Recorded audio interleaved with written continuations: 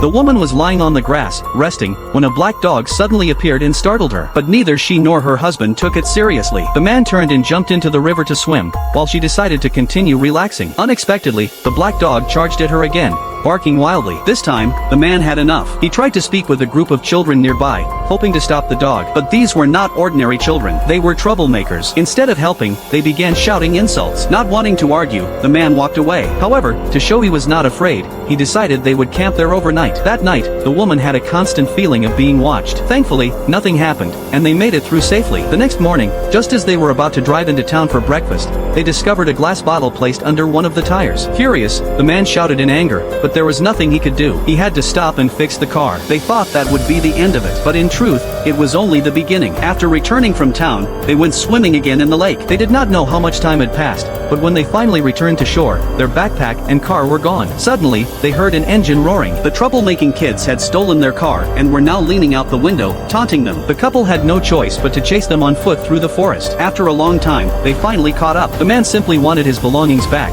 but the kids denied everything. A heated argument followed. During the scuffle, the black dog ran straight into a knife and died on the spot. Tension escalated immediately. Realizing the danger, the couple jumped into the car and drove away. But because the headlights had been smashed earlier, they could not see clearly and ended up falling into a deep pit. They barely managed to reverse the car out, but the man became trapped by a tree branch. He told his wife to go for help alone. As soon as she ran into the forest, the troublemakers returned. They smashed the car windows, dragged the man out, and tied him to a tree stump. Then they took turns slicing him with knives. The woman heard his cries and quickly made a distraction to draw the group's attention. Fortunately, she was fast. She escaped into the woods and climbed onto the roof of an abandoned cabin, hiding there just in time. Meanwhile, the man managed to free himself and escape. The couple reunited and supported each other as they made their way deeper into the forest. But his wounds were too serious. He could not walk much farther. They had no choice but to take shelter in a small abandoned wooden house by the lake. Soon, the kids followed the blood trail and arrived at the cabin. But when they pushed open the door, they found it completely empty. In fact, the couple was hiding underwater, beneath the floor of the house.